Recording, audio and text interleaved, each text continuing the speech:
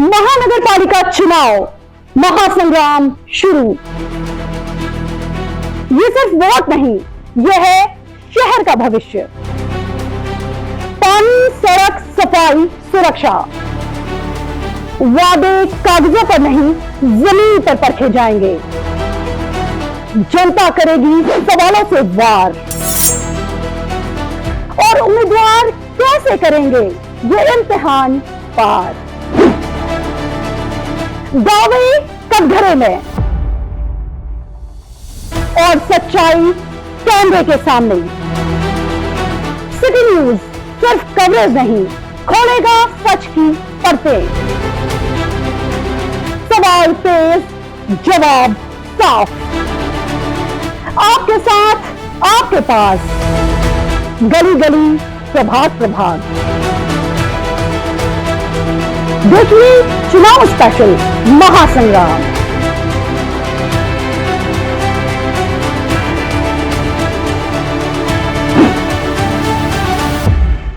नमस्कार दर्शकांनो, जसे की आपल्याला माहिती आहे, येणाऱ्या 15 जानेवारी रोजी महानगरपालिकाच्या निवडणुका होणार आहेत। याच पार्श्वभूमीवर आज आपण आलो आहे अमरावती येथील राजापेठ प्रभाग क्रमांक 18 त्याकरिता आपण आज इकडे जे लोकप्रतिनिधी उभे आहेत त्यासुद्धा आज आपण संवाद आणि चर्चा करूया।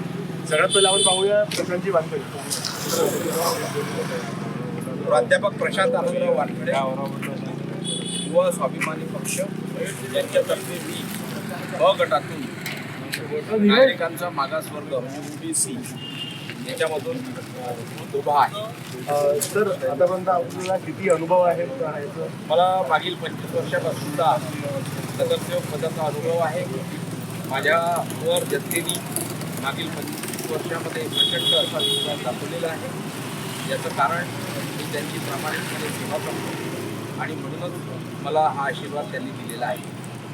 सर, आतापर्यंत आपण बघितलं की शिक्षणापासून लढत आता तुम्ही युवा साहेबांना निवडलं, का मला असं? त्याचं कारण असं आहे की मी शिवसेनेच्या तिकिटावर 5 वेळा निवडून आलो आणि निवडून येत असताना मला असं कळलं की जर आपण सत्तेमध्ये असतो तर आपण खूप काही यांचा आमदार रविभाऊ राणांचा पाठिंबा घेऊन अजून काही कामं करू शकलो असतो, जसं युवकांना रोजगार देणं आहे, महिलांची बचत गट स्थापन करून त्यांच्या रोजगार निर्मिती करून मार्केटिंग करणं आहे। नगरसेवक हा केवळ फक्त नाली, रस्ते, लाईट, कचरा उचलणे याच्या हे मर्यादित क्षेत्र नाही आहे। नगरसेवक हा प्रत्येक प्रभागातील कुटुंबाचा पारिवारिक सदस्य आहे।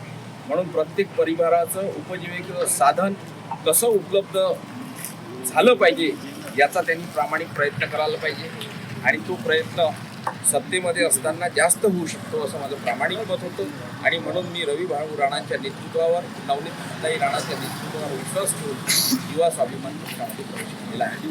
आता मागच्या 8 वर्षापासून निवडणुका झाल्या, तर तुम्हाला असं काय वाटतं की मागच्या 8 वर्षापासून अजून काय काय बदल झालेले आहेत जे आता तुम्ही अजून बदल करू शकता? मागील 8 वर्षापासून निवडणुका न झाल्यामुळे नागरिक प्रचंडपणे वेळी भरल्या गेलेले आहे। त्यांच्या साफसफाईच्या कामापासून सुविधा ज्या आहेत त्या पूर्णपणे खोळंबलेल्या होत्या। अजिबात प्रशासन लक्ष देत नव्हतं, नगरसेवकांना प्रशासन उचलत नव्हतं, त्यामुळे नागरिकांना प्रचंड त्रास सहन करावा लागला। त्याचा पाठपुरावा आम्ही मुन्नाभाऊ राठोड आणि समीर वगैरे आम्ही सगळ्यांनी करत होतो। प्रशासन त्या दृष्टीनं लक्ष देत नव्हतं आणि म्हणून निवडणुका होणं अतिशय गरजेचं होतं। प्रशासनावर जर नियंत्रण ठेवायचं असेल तर लोकप्रतिनिधी आपण पाहत आहात जेवढी सध्या लोकप्रतिनिधी उभे आहेत तर जास्त जे अनुभवी जे लोकप्रतिनिधी आहेत जे जुगड्या मिळून आले असेल तुम्हीच आहे। आणि मी आता बघितलं याच्या अगोदर जेव्हा आपण लाईव्ह सुरू करायचं सगळे एकदम मैत्रीपूर्ण लढासारखं वाटत आहे। हो, कारण की जरी या राजकारणामध्ये जरी आता आम्ही अक्षू झाला, मी झालो आणि समीर झाला, मुन्नाभाऊ झाले, जरी वेगवेगळ्या पक्षाकडून आम्ही लढून राहिलेलो आहे, परंतु पक्षविरहित सुद्धा काही नाती असतात जी घट्ट गुंतलेली असतात। पण पक्षाने जर आपल्याला आदेश दिला तर त्या पद्धतीनं त्या सीटवर उभं राहावं लागतं। ती पक्षाची जबाबदारी असते, कारण की आपण पक्षामध्ये काम करत असतो, त्यांचा आदेश मानणं आपल्याला जरुरी असतो। म्हणून काही असं खूप काही आळाताळ ओढाताळ असा काही विषय राहत नाही. या प्रभागामध्ये अनेक वर्षापासून मुन्ना भाऊ मी एकमेकाच्या विरोधात लढलो, पण निवडणूक संपल्यानंतर आमची मैत्री लोक पाहून थक्क होतात की बा हे लढले का नाही लढले का, आपण स्वप्नात पाहिलं. या पद्धतीचे संबंध आपण ठेवलेले आहेत. क्रमांक 18 मध्ये आता फक्त मैत्रीपूर्ण लढा सुरू आहे. मैत्रीपूर्ण लढतच आहे सगळी, कारण की ही जनता ठरवत असते आणि लोकांनी जे ठरवलं ते आपण करायला तयार आहे. ते काही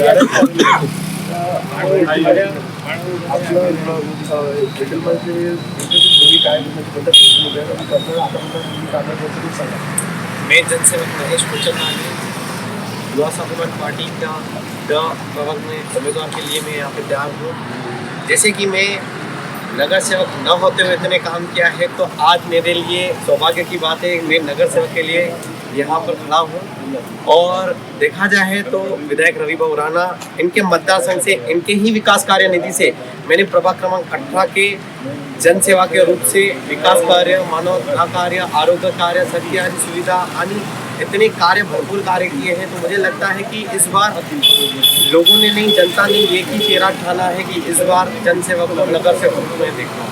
अभी हम देख रहे हैं कि प्रभाग क्रमांक 18 राजापेट है, यहाँ पे कई सारे नए नए चेहरे अभी इलेक्शन के लिए खड़े हुए हैं। तो इस चीज़ में आप अपने आप को अलग किस तरह दिखा सकते हैं? इस बार काम करने वाला ही चेहरा होना चाहिए, न कि चुन के आने के बाद घर पे बैठने वाला चेहरा। मैडम आपका नाम और पार्टी का नाम थोड़ा बताइए। मी नंदा धनंजय सावंत, मी युवा स्वाभिमान पार्टीतर्फे महिला राखीव ओबीसी मधून निवडून येणार आहे. याच्या अगोदर आपलं किती अनुभव आहे राजकारणात? मी 15 वर्ष झाली समजा राजकारणामध्येच आहे. समाज कार्य माझे चालूच राहतात. याआधी 2 वेळा मी युवा स्वाभिमान पार्टीची कॅन्डिडेट म्हणून दोन्ही प्रभागातून उभी राहिलेली आहे. आपण किती वेळ निवडून आणलं? दोन्ही वेळा मी युवा स्वाभिमान पार्टीचे उमेदवार असून 2 नंबरवरती आहे.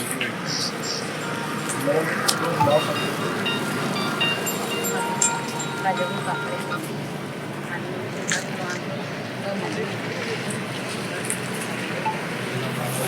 मॅडम आतापर्यंत आपण कशा प्रकारे कामं केलेली आहेत किंवा कशा प्रकारे आपण जे लोक आहेत किंवा सामान्य जनता आहे त्यासोबत आपण संवाद साधलेला आहे किंवा संपर्कात आहे? पुष्कळ कामं केलेली आहेत 15 वर्षामध्ये. काही कोणाच्या त्यांना सांगून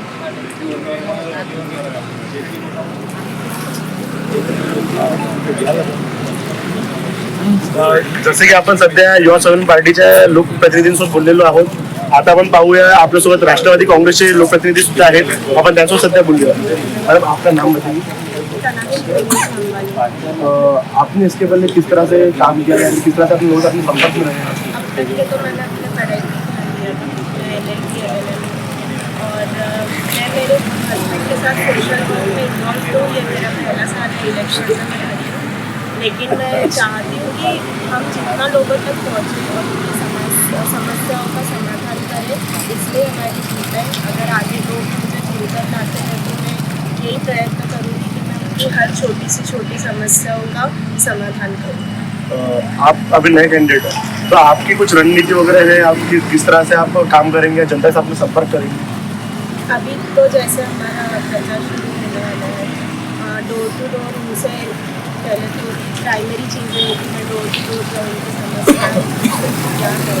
अभी बहुत सी चीज़ें देखी है, कचरा को लेकर बहुत समस्या होती थी कि कचरे की गाड़ी नहीं आती है, तो उस चीज़ों पे भी हम लोग वर्क कर रहे हैं. बाकी ये सब इलेक्शन बाजू में रखते हुए वो सोशल वर्क भी है, उन चीज़ों पे बहुत ध्यान देना चाहिए. वैसे देखा जाए तो अगर मैत्रीपूर्ण लड़ा अगर यहाँ पे हो रहा है प्रभाग क्रमांक 18 में, तो आपको जो अनुभवी उम्मीदवार है जैसे प्रशांत जी वानखेड़े, आपका उनको बहुत साथ मिल सकता है या फिर वो काफ़ी ज़्यादा आपको सपोर्ट कर सकते हैं या फिर गाइड कर सकते हैं? इस चीज़ को आप किस तरह से देखते हैं? मैं इसको अच्छे पॉजिटिव बेसिक एक्सपीरियंस उनका सपोर्ट मिलेगा, क्योंकि एक्सपीरियंस मैटर्स. मुझे एक्सपीरियंस नहीं है, लेकिन मैं चाहती हूँ कि समाज के लिए मैं आगे बढ़ूँ और उनके मैं बहुत काम आऊँ. अभिजित दादा, आपण खूप वर्षापासून कामं करत आहेत आणि बघितलं आहे तुम्हाला की तुम्ही युवा नेतृत्वाने म्हणून खूप वेळा कामं केली आहेत. सध्या आपण महानगरपालिकेचे निवडणुकांसाठी आपण उभे आहात. आपण काय कशा प्रकारे पाहतात या निवडणुका? आमच्या राजापेठ जनतेची जास्त काही डिमांड नाही. बस पक्षता स्ट्रीट लाईट, आमचा प्रभाग ग्रीन प्रभाग आहे. काही लोकांची कुठली काहीच समस्या नाही आहे. आता आम्ही जसे उतरलेलो आहे, आता 80% प्रभाग पूर्ण फिरून आलेलो, डोर टू डोर जाऊन आलेलो आहे. लोकांची आता युवकांना संधी द्यायची इच्छा आहे. यावेळेस राजापेठची जनता युवकांना संधी देणार आहे. आणि आता पुष्कळ खूप कारणं आहे ते आपण आता बोलून नाही सांगू शकत. आणि मैत्रीपूर्ण लढत ही आमची नाही आहे. राष्ट्रवादी पक्ष हा स्वतंत्र लढत, पूर्ण प्रभागमध्ये सगळ्या स्वतंत्र कॅन्डिडेट गेलेले आहेत. नाही आहे आमची लढत स्वतंत्र. मैत्रीपूर्ण लढा म्हणजे की जे उमेदवार आहे ते दुसऱ्या पक्षातून पण आहेत, पण त्यासोबत आपलं त्याचे दोन अर्थ निघताना नाही मैत्रीपूर्ण लढत आणि मैत्री लढत वेगळं आहे. मैत्री लढत वेगळी. मैत्रीपूर्ण लढा म्हणजे की भाई दोन पक्षात दोन उमेदवार होते, पण तसे ते मित्र आहेत किंवा त्यांचे काहीतरी वेगळे संबंध आहेत. मित्र आहे, बरोबर आहे, संबंध आहे सगळे. आता प्रशांत बाबांचे मित्र आहे, पुन्हा काका मित्र आहे, सगळे मोठे भाऊ आहे, सगळे मित्रच आहे. पण आमचा पक्ष स्वतंत्र लढत. प्रत्येक पक्ष स्वतंत्रच लढत असतो. जेव्हा तुम्ही काय म्हणतात, तुम्ही जे दोन पक्ष एकत्र मिळतात खेळीमेळीच्या वातावरणात ते म्हणू शकतो. पण सगळं इलेक्शन आमचे खेळीमेळीच्या वातावरणातून इलेक्शन होणार आहे. आमची लढाई कारण की कोणत्या उमेदवारासोबत नाही. मुन्ना काका मी तुम्हाला काका म्हणतो कारण पहिल्यापासून तुम्हाला आपण ऑटो युनियनसाठी खूप कामं करतो. सध्या आपण या निवडणुकीसाठी कशा प्रकारे पाहतात आणि आपलं पक्ष काय बघा. मी मुन्ना राठोड आणि माजी नगरसेवक होतो. अमरावती विद्यापीठचा सिनेट सदस्य होतो आणि सध्या पत्रकार. विषय असा आहे की मागच्या 9 वर्षापासून अमरावती महानगरपालिकेवर भारतीय जनता पार्टी व त्यांच्या मित्र पक्षातून यंत्रण, म्हणजे 5 वर्ष भाजपचं सरकार होतं आणि 4 वर्षापासून त्याच्याचे कार्यकाळ. आता मी तुम्हाला छोटंसं उदाहरण सांगतो. इथे सन्माननीय आमदार यांनी राणा होतात, त्यांना 20 वर्ष जागा आमदार दिली. त्यांचे मिसेस नवनीत राणा खासदार होते. आणि हा तुम्ही पहा, हा 20 वर्षापासून कचऱ्याचं डम्पिंग तिथे असंच तसंच आहे तुमच्या मागे तो. आणि ही जागा आहे. आम्ही अविनाश भाऊ दुबे पत्रकार, युवन सुधा तिवारी सर्व लोकांनी 5-5, 10,000 रुपये कॉन्ट्रीब्युशन करून इथे आम्ही कंपाऊंड बांधलं होतं. कारण की इथं 40-50-100% कचरा होता इथे. म्हणजे इथे ज्या भागात एकनाथपुरम, एकनाथ विहार, शिवकृपा, शिवछाई अनेक वेल डेव्हलप कॉलन्या आहे. त्यांनी इकडं आनंद म्हणजे येणं त्याला बंद केलं होतं. इतकी घाण, इतकं साम्राज्य, इतकं म्हणजे पशु, आवारा पशु, कुत्रे, मांजरी वगैरे वगैरे इकडे राहते. तर लोकांनी आपला मार्ग बदलला होता. 20 वर्षापासून आमदार हा छोटासा एक प्रश्न निकाली काढू शकले नाही. हे दुर्दैव आहे या प्रभागाचं. आणि दुसरं महत्वाचं विषय कसं होतं की या 4 वर्षामध्ये मालमत्ता कर ही प्रशासनानं 10 पट वाढवली होती. म्हणजे 1000 रुपयाची 10,000 केली होती. त्याबद्दल तुम्हाला माहिती आहे की शहरामध्ये मोठा रोष निर्माण झाला होता. त्याबद्दल आम्ही 2 वर्ष आंदोलनं केली. आमच्यावर अनेक केसेस लागलेल्या होत्या. त्यानंतर आपण पाहिलं तर साफसफाईमध्ये माफिया लोक घुसलेले आहेत. ठेकेदार म्हणजे माफिया आहे. तुम्ही जर पाहिलं की एका प्रभागामध्ये 55 कर्मचारी असले पाहिजे, फक्त 15 लोक कर्मचारी काम करत होते आणि प्रत्येक ठिकाणी घाणीचं साम्राज्य होतं. याबाबत आम्ही अनेक आंदोलने केली, अनेक निवेदन दिले, आम्ही मोर्चे काढले. प्रश्न असा आहे की ही 4 वर्षापासून, मागच्या 4 वर्षापासून प्रत्येक तुम्ही क्षेत्रामध्ये पहा मच्छराचा प्रादुर्भाव. म्हणजे ज्यावेळेस लोकप्रतिनिधी निवडून आले होते जेव्हा त्यांचा कार्यकाल होता 5 वर्षाचा, तेव्हा कामं झाली. पण मागचे 3-4 वर्षापासून लोकप्रतिनिधी सध्या नाही. तेव्हाही त्यांच्याही काळात कधी पाहिजे तशी म्हणजे काही मोठा काही डेव्हलपमेंट किंवा मोठ्या प्रकारे तुम्हाला सांगतो मी. अजूनही तुम्ही पहा प्रत्येक ठिकाणी, प्रत्येक क्षेत्रामध्ये तुम्हाला झुंड कुत्र्याची गँग दिसल. तुम्हाला मच्छरचा प्रादुर्भाव दिसेल मोठ्या प्रमाणात. स्प्रे फवारणी बंद झालेली आहे. कुत्र्याच्या गाडीवर दिसतच मी तुम्हाला. गाया रस्त्या वगैरे फिरत असतात. बिचारा आपण हे सरकारने गायी आणि हे जे आहे त्यांना गौमाताचा दर्जा दिला या राज्यामध्ये. आणि तुम्ही पहा प्रत्येक कचऱ्याच्या ढिगाऱ्यावर त्या गाया पन्न्या खात असते, कचरा खात असते. म्हणजे इतकं बोगस सरकार, इतकं बोगस कार्यकाळ आहे. आणि 2 आमदार या क्षेत्रामध्ये आहेत. परंतु आमच्या बडनेरा विधानसभा तर दुर्दैवच आहे. इथं काहीच नाही. तुम्हाला मी आता म्हणजे प्रत्यक्ष दाखवून जाऊ की मागे जर पलटून पाहिलं तर तुम्हाला दिसेल इथची परिस्थिती काय. म्हणजे इथं डम्पिंग जेव्हा झालं, कचऱ्याचं डम्पिंग झालेलं आहे. त्यामुळे या प्रभागाची प्रभाग म्हणजे तुम्हाला माहित नसेल तर मागच्या वर्षी डेंग्यूच्या आजाराने 2 लहान मुलं दगावलेली आहे या एकनाथ विहारमध्ये. मी आयुक्ताला आणलं होतं, प्रत्यक्ष दाखवलं होतं, तरी काही सुधारणा नाही. फक्त 2 तास स्प्रे फवारणी मागणी बच्चेची आणि मग म्हणजे म्हणण्याचा अर्थ म्हणजे नगरसेवकाची निवडणूक लागली ही म्हणजे गरज होती, निवडणूक लागणे गरजेचं होतं. कारण की प्रशासकीय कारकिर्दीमध्ये कोट्यवधीचा भ्रष्टाचार झाला. छोटंसं उदाहरण सांगतो, 9 ते मल्टीप्लेक्स ही 350 कोटीची संपत्ती आहे. ती प्रशासकांनी आणि काही लोकप्रतिनिधींनी फक्त 12 कोटीमध्ये विकून टाकली होती. आम्ही त्याच्या विरुद्ध हायकोर्टात केलं. सध्या आमचं प्रकरण सुप्रीम कोर्टात सुरू आहे. म्हणजे अमरावती महानगरपालिकेमध्ये जे प्रशासकीय कारकिर्दीमध्ये जे महानगरपालिकेची जी अशी की तशी झाली, त्याला फक्त काही म्हणजे ज्या लोकांनी हस्तक्षेप करायला पाहिजे होतं त्यांनी वेळेवर हस्तक्षेप केला नाही. म्हणून आज महानगरपालिकेची जो परिस्थिती पाहिली, आर्थिक परिस्थिती एकदम ढासळलेली आहे. परत महानगरपालिकेला त्या ट्रॅकवर आणणं आणि किंवा ही दैनंदिन साफसफाई व्यवस्था याच्यात सुधारणा करणं, वाहतूक व्यवस्था सुधारणा करणं हे म्हणजे तारेवरची सर्कस आहे. म्हणून मी नागरिकांना किंवा मतदार सन्माननीय मतदार बंधू आणि भगिनींना एक नम्र विनंती करतो की आपण मी असो की किंवा असे प्रतिनिधी निवडून द्या जो अभ्यासू असला पाहिजे, त्याला प्रभागाची जाण असली पाहिजे, त्याला सभागृहामध्ये बोलता आलं पाहिजे, प्रभागाच्या समस्या मांडता आल्या पाहिजे आणि नागरिकांच्या समस्या मांडता आल्या पाहिजे. नागरिक 5 वर्ष 10 वर्ष लोक दिसलेच नाही हो. तुमच्या दृष्टिकोनातून जे आता नवीन उमेदवार उभे राहत आहे, जसं आपल्या मॅडम आहे, आपलं मुख्यमंत्री सर आहे आणि अर्जी नवीन हे त्यांना या गोष्टीसाठी चान्स भेटला पाहिजे का? भेटला पाहिजे आणि प्रश्नच नाही. मग तुम्हाला काय वाटतं यांनी कशा हिशोबाने ते कामं करणार? नाही, महानगरपालिका म्हणजे तुम्हाला सांगितलं, महानगरपालिकामध्ये तुमच्या प्रभागातली समस्या सभागृहामध्ये मांडता आली पाहिजे. तुम्हाला त्याचा अभ्यास असला पाहिजे, तुम्हाला त्याचं हे असलं पाहिजे आणि जनसामान्य किंवा मतदारांच्या ज्या समस्या आहे किंवा मागच्या 4 ते 5 वर्षापासून जे प्रश्न भेसळून आले, आपल्याला जो त्रास होऊन आला, म्हणजे शेवटी आता म्हणजे लोकांनी काय केलं, म्हणजे नागरिक इतके कंटाळले, इतके त्रस्त झाले आहे की महानगरपालिकेला त्यांनी बादच केलेला आहे. तर हे जे ज्वलंत विषय आहे याचा पाठपुरा झाला पाहिजे, असा प्रतिनिधी नागरिकांनी निवडून दिला पाहिजे. हा महत्वाचा विषय महानगरपालिकेचा आहे. सध्या तुमची रणनीती कशी आहे? कारण तुम्ही पहिले अपक्ष उभे होते, यावेळेस मला वाटतं तुम्ही काँग्रेसकडून उभे, बरोबर? यावेळेस तुम्ही याच प्रभागात नगरसेवक होते, मी अपक्ष होतो, नंतर मी आता काँग्रेस पक्षाकडे उभा आहे. आणि मी मागच्या 4 वर्षापासून जेव्हा प्रशासकीय कार्यकाळ आहे त्या कारकिर्दीमध्ये मी समीर भाऊ जमदार आणि कृषी समिती निर्माण केली होती, त्यात अनेक लोक होते. या प्रकार म्हणजे 4 वर्षात माझ्यावर कमीत कमी 20 ते 25 आंदोलनाच्या केसेस लागलेल्या आहेत. म्हणजे मी साफसफाई दैनंदिन साफसफाईचा पूर्ण पाठपुरावा केलेला आहे, अनेकदा आयुक्ताला घेराव केलेले आहे, अनेकदा निवेदन दिलेले आहे.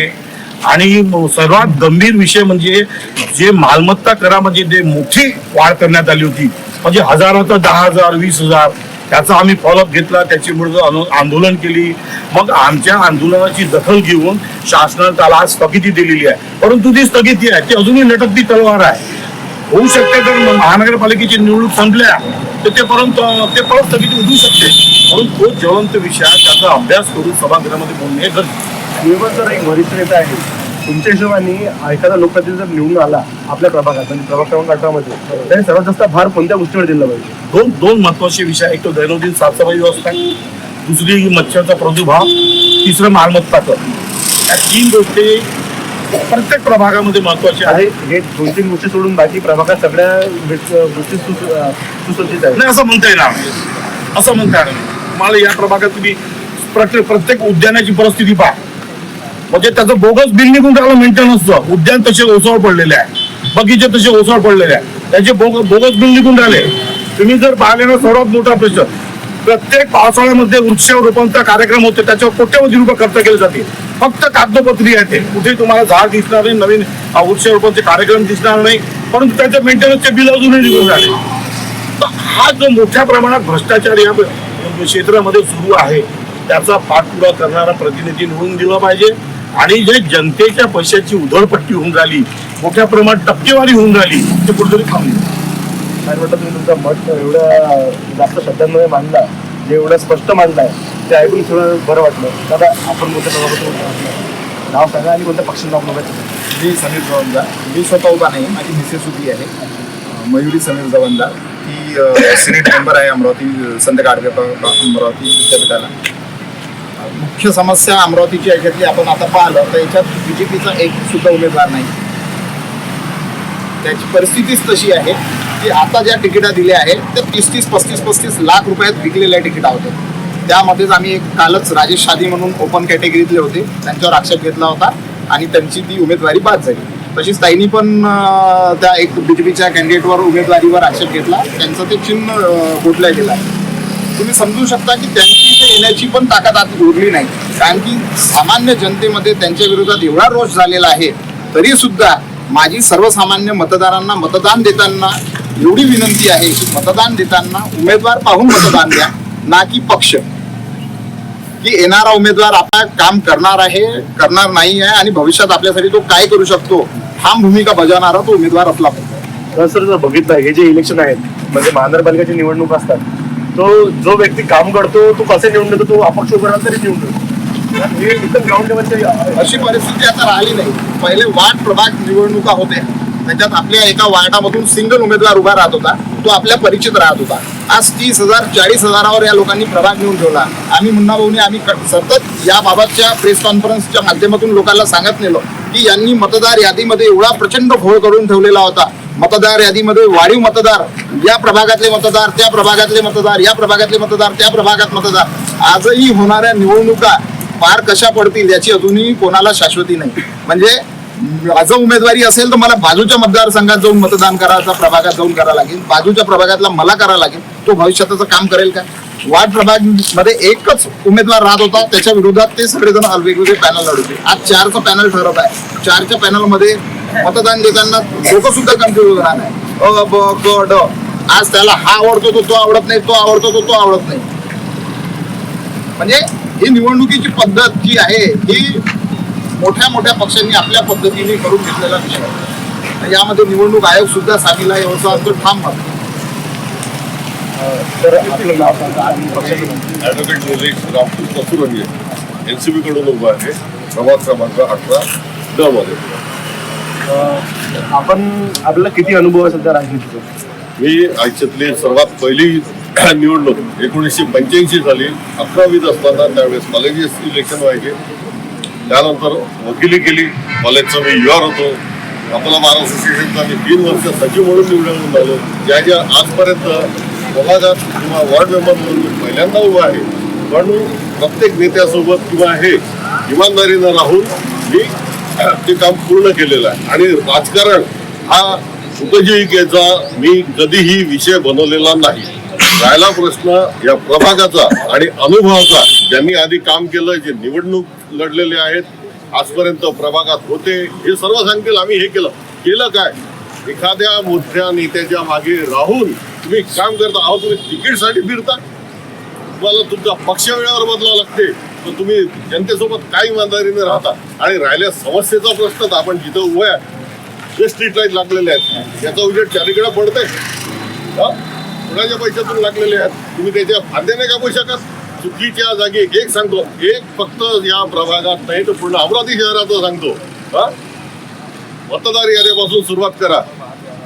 कुठेही मतदार याद्या ह्या पूर्णपणे जे सत्तेत होते, ज्यांची चालती होती महानगरपालिकेत, त्यांनी मॅनेज केलेले आहेत. इव्हन माझ्या स्वतःच्या घरातले 4 मतं हे दुसऱ्या वार्डात द्यायसाठी पूर्ण ताकद लावलेली आहे.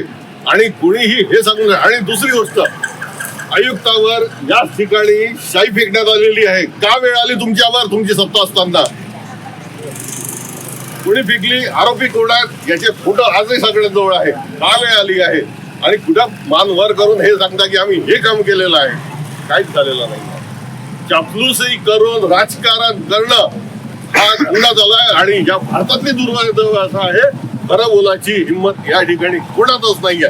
दुसरीकडे सांगा ना, तुम्ही मागे पाहा ना, याच मागे पहा, थोडंसं कॅमेरा तिथे टाका, मला चेहरा बाजूला करून हे काम केलेलं आहे. रस्ते जे आहेत लेआउटच्या नियमाप्रमाणे या प्रभागात कुठलेही रस्ते नाही. मी हे जागोजागी सांगतो. PR कार्ड स्वतःच्या नावावर नाहीत लोकांचे, PR कार्ड लोकांच्या स्वतःच्या नावावरचे नाही. आणि मला अभिमान आहे ज्या दोघा पती पत्नींच्या भरोशावर या ठिकाणी उभा आहे. एक स्वाभिमानी नेता म्हणून आयुष्यात मी जो पाहिलाय ते फक्त खोडके साहेब बेडवर आहे, पण दुसरीकरणासाठी कोणासोबत सुटले नाही या अशा अभिमानी नेत्यासाठी मी इथे काम करतो आहे. दुसरी गोष्ट, लेआउटच्या नियमात क्लिअर कार्डचा प्रॉब्लेम आहे, याचा प्रॉब्लेम आहे. एक समस्या कोणीही सांगून द्या या प्रभागातला, मी कोणाचं नाव घेऊन याने काम केलं नाही, ज्यांनी त्यांनी आपापल्या परीने केलं असेल, मला त्याचं कर्तव्य नाही. या प्रभागातला एक विषय सांगा की आजपर्यंत इतके वर्ष राजकारणात हे केलं ते केलं, केलं काय? एक विषय सांगा ना की हे आम्ही पूर्ण काम केलेलं आहे. याचा निधी आणून निधीच्या भरोश्यावर राजकारण करताय का? मी एवढं सांगतो, मी ज्या आजपर्यंत ज्या फील्डमध्ये काम केलं आहे, इमानदारीने इतके वर्ष वकिली केल्या, ज्या फील्डमध्ये काम केलेलं आहे, प्रत्येक इलेक्शनमध्ये कुठल्याही जे जवळचे आहेत जे चांगले आहेत त्या नेत्याच्या राहिला प्रश्न राष्ट्रवादीचा, तर एक्स काँग्रेसपासून मी बघत आलेलं आहे आजपर्यंत. कुठल्याही याच्या तिकीटसाठी मागे नाही पडतो. पक्ष बदलवणं किंवा हे करायची गरज नाही. हो, जर जनतेसाठी काम करायचं असेल तर कशाला तुम्हाला वेळेवर पक्ष बदलावा लागतो. आणि मला एक आणखी सांगायचं आहे इथे की एक अभिमानाची गोष्ट मी ही सांगतोय तुम्हाला की या महाराष्ट्रात जी महानगरपालिकेची निवडणूक होत आहे त्याच्यात एक अभिमानाचं बॅलेट 18 मधलं राहील की ज्याच्यात कमळ नाही आहे. या ठिकाणी कमळ नाही असे फक्त 2 बॅलेट राहतील, एक आमच्या प्रज्ञाताईचं मॅडमचं आणि एक याचा मला सगळ्यात मोठा अनुभव आहे. राहिला समस्या, या ठिकाणी कशाला फिरावं लागते तुम्हाला? स्मशानभूमी, सगळ्या आज अमरावतीत स्मशानभूमी आहे, त्या ठिकाणी काय गर्दी असते करोनाच्या वेळेस बघितलं आपण. ही स्मशानभूमी डेव्हलप करायला का मुहूर्त लागलं का? डेव्हलप करायला मुहूर्त लागते का ही स्मशानभूमी? या इथं तुम्ही फक्त 4ही बाजूला हे फिरवा, फक्त ओपन स्पेसचा उपयोग काय होत आहे माहिती आहे का? बारची आवश्यकता नाही. दारूचे रेट वाढले आहेत म्हणून जे ओपन स्पेस आहेत ते बार बनलेले आहे अमरावतीत. रस्त्यावर गाड्या उभ्या करताना त्या ठिकाणी रोजच्या कमीत कमी याच प्रभागात तुम्हाला 100-200 गाड्या दिसतील की ज्याच्यात फक्त दारू पिताना दिसते. त्यांनी तक्रारी केल्या, त्याच्या विरोधातच उद्या 10 जण पूर्ण ताकदीने मागे लागतात. इथपासून सुरुवात आहे. जसं की आपण सध्या बघितलं की सरांनी त्यांचे काही मुद्दे मांडले, मुन्ना त्यांनी आपले काही मुद्दे मांडले. आपण सध्या प्रचंड वानखेडे यांना विचारूया, कारण मागे 2017 जेव्हा निवडणुका झाल्या होत्या त्यावेळेस नगरसेवक प्रभाग क्रमांक 18चे प्रचंड वानखेडे होते. त्यांच्याकडून मी जाणून घेऊया त्यांचं काय आहे. जसं आपण बघितलं की मुन्ना यांनी सध्या असाचा एक मुद्दा मांडलेला आहे, सरांनी सध्या एक PR खाचा मुद्दा मांडला, त्याच्यात आपलं खरं म्हणजे कचरा कुठे टाकायचा ही पूर्ण अमरावती शहरामधली समस्या आहे.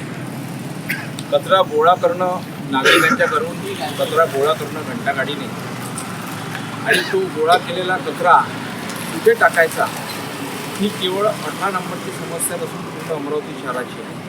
कारण की कोणाच्याही घराजवळ जर तुम्ही कंटेनर ठेवलं तर तो व्यक्ती म्हणते माझ्या घराजवळ कंटेनर ठेवायचं नाही, माझ्या घराजवळ कचरा टाकायचा.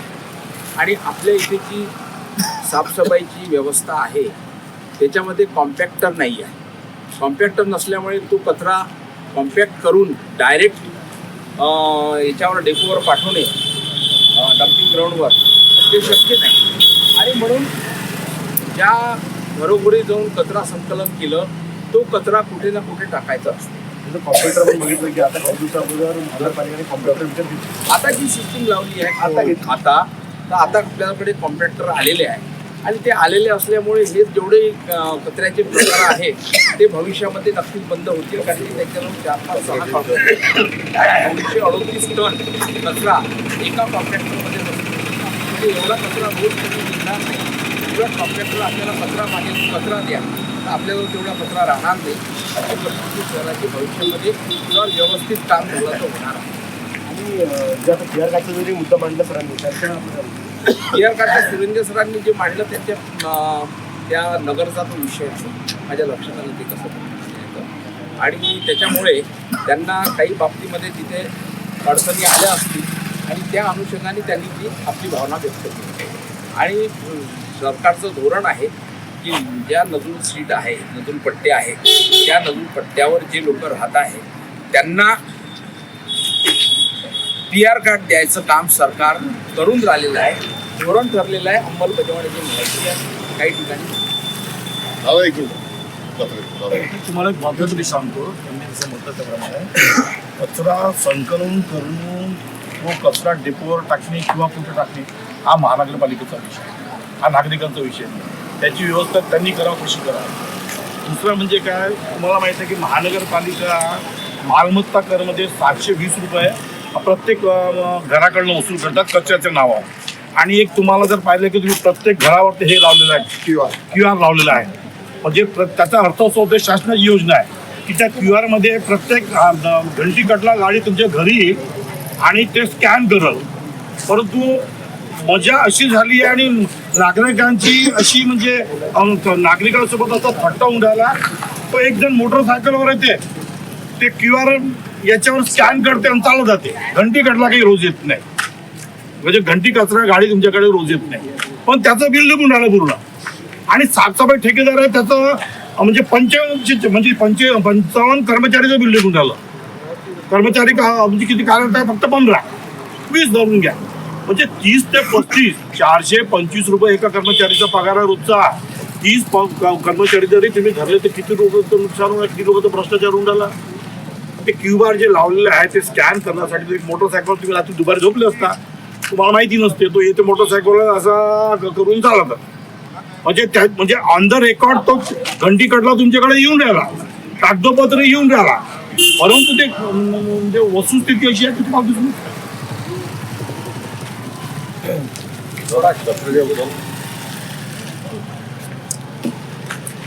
आपणा सर्वांना सांगू इच्छितो की आपण ज्या रोडवर उभा आहे हा रोड कॉन्क्रीट नुकताच पूर्ण झालेला आहे.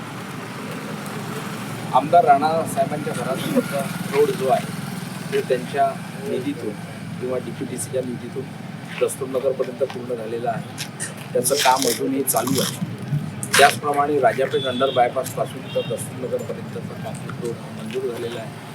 प्रत्येक मैदानामध्ये आपलं सभागृहाचं बांधकाम हे प्रत्येक ठिकाणी झालं आहे, जेणेकरून भाविकांना बसलेलं आहे. म्हणजे आमदार रवी राणा यांनी या 18 नंबरच्या प्रभागामध्ये कोट्यवधी रुपयांचे कामं या ठिकाणी टाकले आणि त्या कामाच्या भरोशावरच एक विकासात्मक पुरुष म्हणून त्यांच्या नेतृत्वामध्ये काम करण्याचा केलेलं आहे. हे माझं प्रमुख कारण आहे. म्हणून विकास पुरुष त्यांना ओळखलं जातो. त्यांच्या कामाची 4 वेळा निवडून दिलं.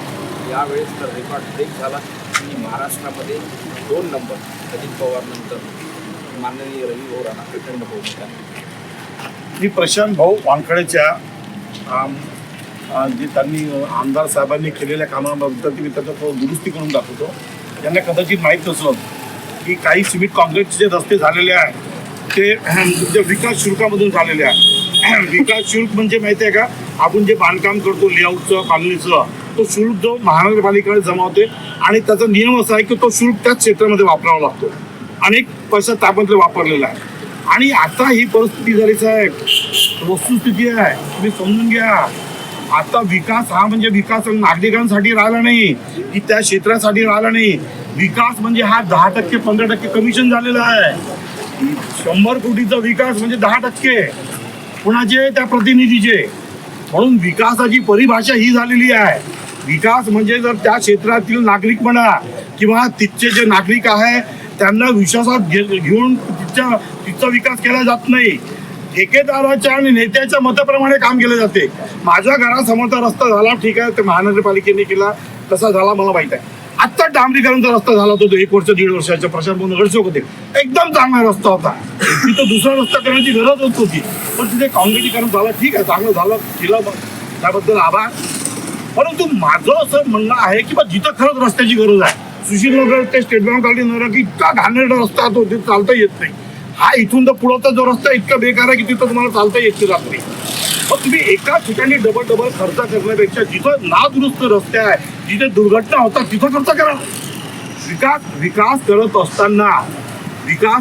असताना स्थानिक लोकांना विश्वासात घेऊन विकास करा. विकास हा केला जातो विश्वासात घेतो, विकास हा लादला जात नाही. म्हणून जे प्रशांत भाऊनी म्हटलं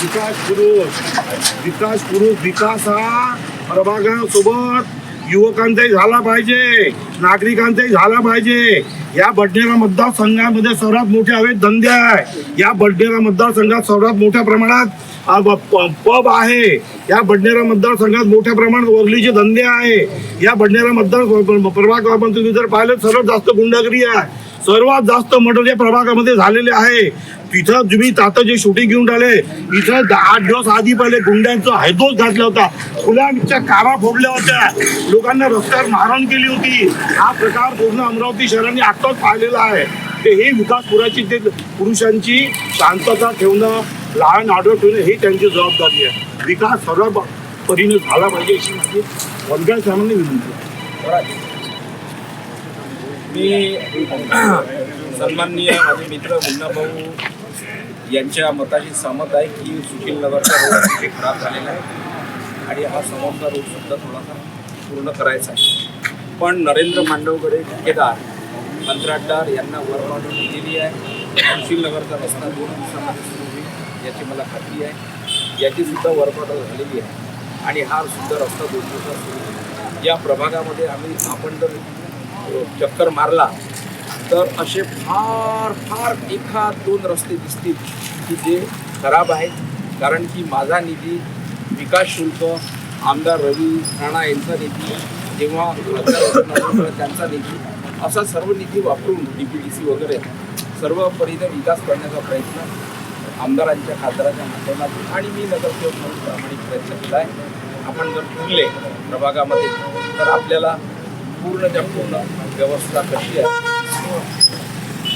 जसं की आपण बघितलं आतापर्यंत की प्रत्येक व्यक्तीकडे मैत्रीपूर्ण लढामध्ये आहे, पण प्रत्येकाचे वेगवेगळे मुद्दे आहेत ज्यामुळे ते आपापल्या वेगवेगळ्या पक्षांमध्ये आहेत. जसं की आपल्यासोबत राष्ट्रवादी काँग्रेसचेही लोक आहेत, काँग्रेस पक्षाचे मुन्नाभाऊ राठोड पण आहेत, युवा स्वाभिमान पार्टीमधून प्रशांतजी वानखेडे सुद्धा आहेत. आपण असंच आता पाहत राहू, अजून आपण दुसऱ्या प्रमाणात सुद्धा जाऊ. पाहत राहा सिटी न्यूज.